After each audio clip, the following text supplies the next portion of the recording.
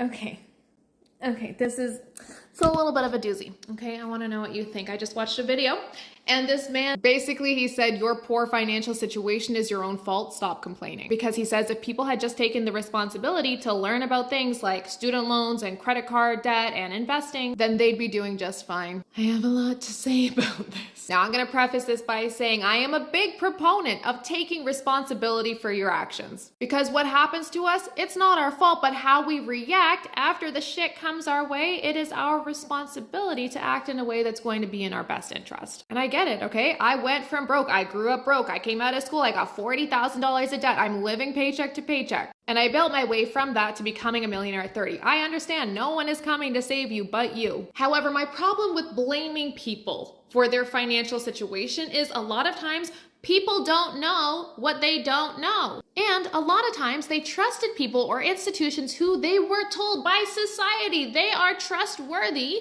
but instead they were just predatory. Take credit cards, for example. Okay, a study showed that 30% of college students with more than $1,000 in credit card debt owed more than they did the previous month. That is part of the reason why these credit card companies target young students. Their prefrontal cortex is not developed, okay, until they're like 25 years old. This means you are more likely to use a part of your brain called the amygdala to make your decisions. And your amygdala, well, that's associated with overly emotional and impulsive decisions rather than thoughtful, logical, and goal-oriented from the prefrontal cortex. And credit card companies know this. And that's why in the past they have literally paid millions of dollars to come on campus to market their product to students. And in many cases, the colleges, they were actually getting kickbacks for the number of signups these credit card companies had to their credit card, or sometimes even the balances on the fucking cards. Now, rules have changed, but credit card companies used to approve students with no income. And I have heard of stories where they would just send pre-approvals to dorm rooms for like $20,000. Now, as teenagers, we also had school counselors helping us choose the best major based on what we like, with no regard for the cost to attend or the return on investment.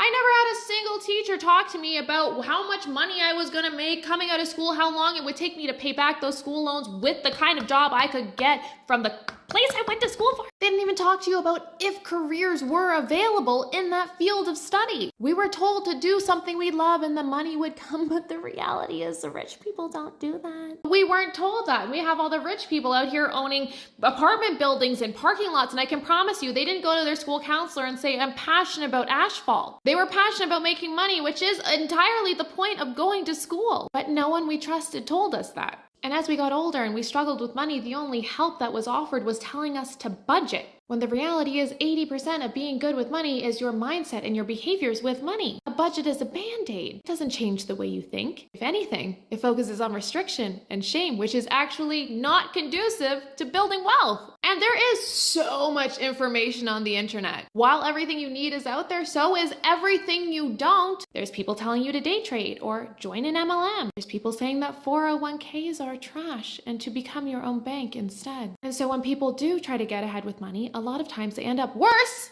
than when they started because they didn't know who they could listen to or who they could trust. Maybe they went to a financial advisor who put them in low-risk mutual funds when they were 40 years from retirement. You know, like the same portfolio a retiree should have, not someone who is 40 years away from retirement, because they don't care, because the fees on these mutual funds are astronomical and the whole point is just to put people into mutual funds, not educate them on how investing works. And those people don't understand that they would have just been better off putting their money into a high-yield savings account, but instead they trusted the guy at the bank because we're told that banks are trustworthy, that they know everything about our money. And then every time these people tried to take a step forward into something that was different than the status quo, trying to finally get ahead, all the people around them told them it won't work. They say, you're just trying too hard. You should just be happy with what you have. And then they end up listening to advice from people they think they know, like, and trust, but don't realize that are just crabs in a fucking bucket. And they're just pulling you down, sometimes unknowingly, into their misery because they think if they can't escape it, then neither should you. So yes, if you've identified something that needs to change, you're an adult. It truly is your responsibility to try and change it. But that doesn't mean that you have to feel shame for where you are right now because you were set up to fail.